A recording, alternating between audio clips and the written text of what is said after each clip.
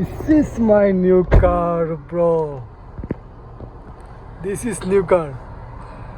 MG GT 2026, fully electric. Wow.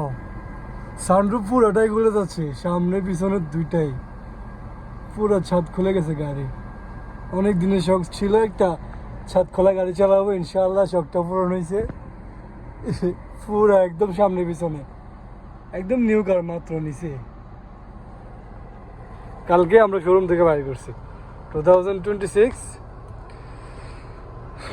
GT, MG GT, সেই কার, সেই feel. পুরো সানরুফটা ওপেন। ইয়ো